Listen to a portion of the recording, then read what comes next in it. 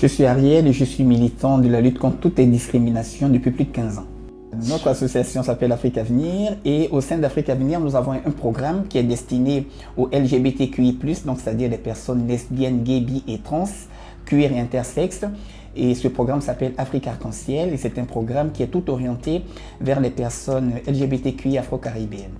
Alors, notre travail sur le terrain se matérialise en plusieurs actions que nous menons, notamment une action qui est axée sur l'accueil de ce public. Nous faisons également du dépistage du VIH et de l'hépatite C. Nous faisons également de l'accompagnement, des orientations vers les structures sanitaires avec lesquelles nous travaillons, des actions de convivialité, beaucoup en milieu festif. Et dans ces actions de convivialité en milieu festif, nous y mettons également tout ce qui a trait à la santé sexuelle.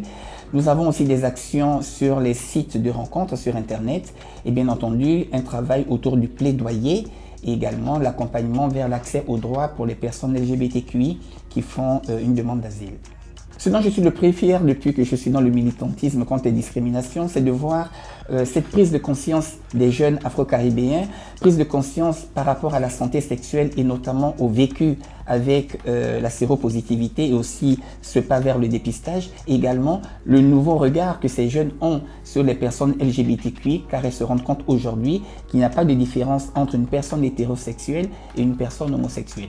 Quand on a eu les premiers résultats avec le professeur Hirschel des hôpitaux suisses, c'était déjà une révolution qui avait commencé et j'entends encore ces personnes vivant avec le VIH que j'accompagnais dans leur vécu qui me disaient c'est une bouffée d'oxygène de ne plus se regarder comme une personne qui peut infecter une autre personne. Et aujourd'hui, avec cette notion d'indétectabilité, c'est non seulement un élément en plus qui nous permet de sensibiliser et d'accompagner les gens dans leur parcours de vie, mais c'est aussi quelque chose qui permet de voir que finalement, on peut vivre avec le VIH et bien vivre comme tout le monde. Je reste très optimiste parce que je vois que ce que nous appelons souvent le temps du migrant, le temps de la personne noire, elle a son temps. Il faut lui laisser ce temps et il faut l'accompagner avec ce temps.